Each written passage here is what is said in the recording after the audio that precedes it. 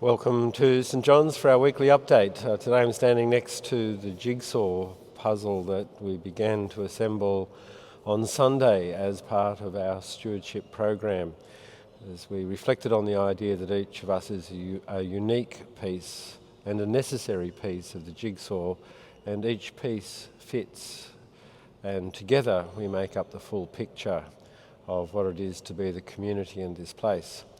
The jigsaws are still out in the west end of the cathedral, so that as people who come through the cathedral for various reasons, such as cows and other gatherings during the week, can take a piece and find themselves being part of the picture.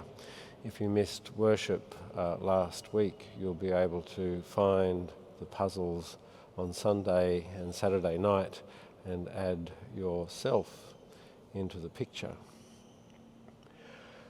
This incredible idea of each of us being part of the whole, and each of us fitting, and each of us being unique, really fits beautifully with one of the other projects we're working on at the moment, and that is the project to capture the stories of this place and its community, particularly the stories about what drew people to the cathedral, what they first experienced when they came here, and what it is that keeps them coming to be part of this community.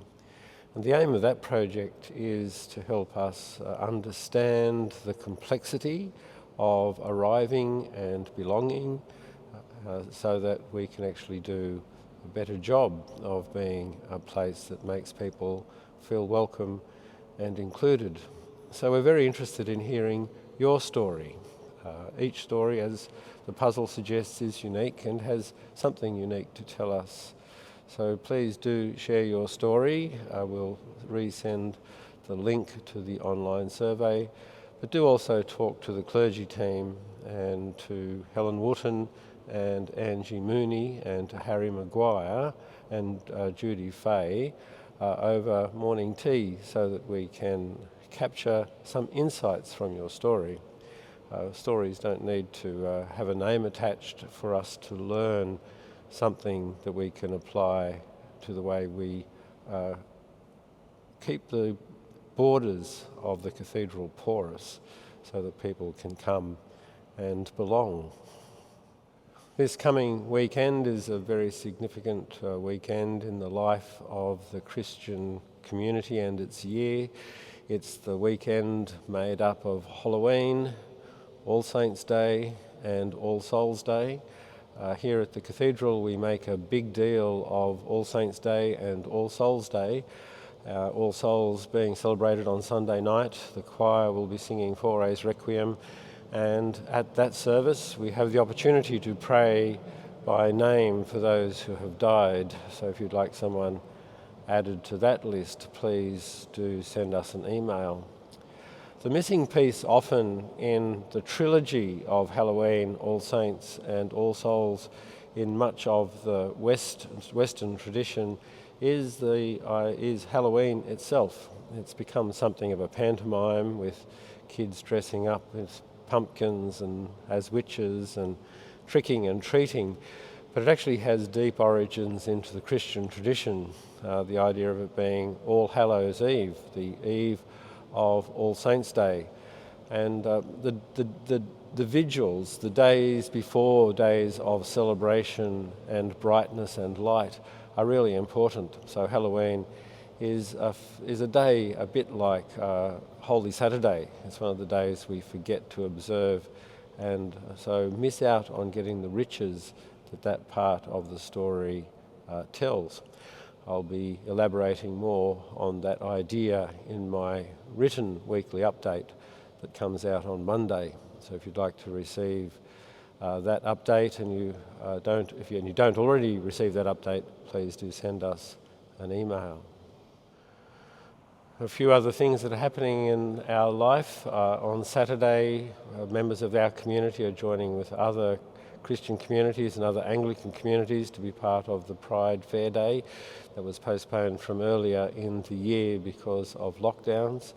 It's an important way for us to go out into the community, to express the things we're trying to express through the jigsaw, that everyone belongs, and we're trying to build an inclusive community.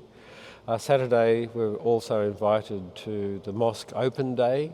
You'll find details of that on the Cathedral website.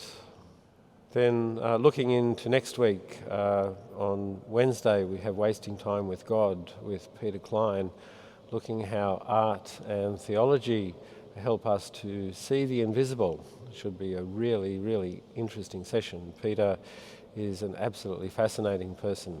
He is the Dean of Studies at St Francis College and a real asset to the life of the church. So please do come along to Wasting Time with God on Wednesday. And then on Thursday of next week there's a service at St Stephen's Cathedral to celebrate Anglican Roman Catholic reconciliation and to pray for greater ties.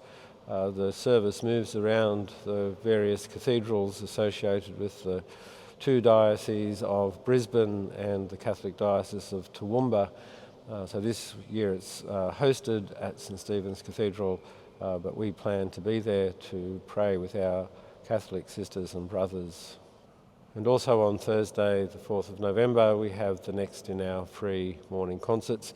And that concert features the Australian Army Band ensembles.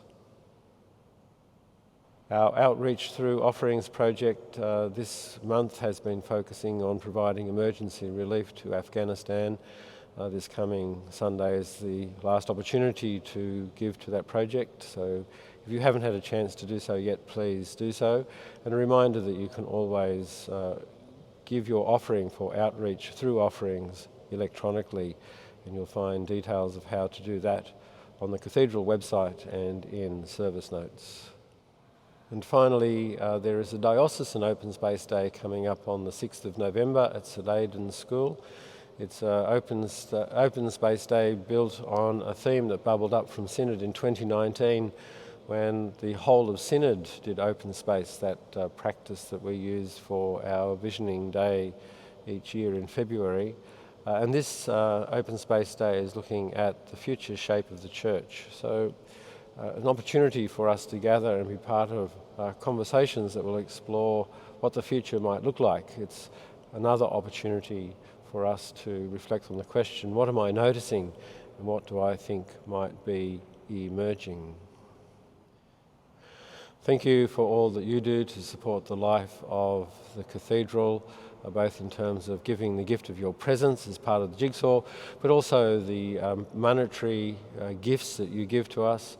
Sunday was used as the opportunity to do our annual stewardship campaign, and many people have sent us a form pledging how much they wish to give over the next year.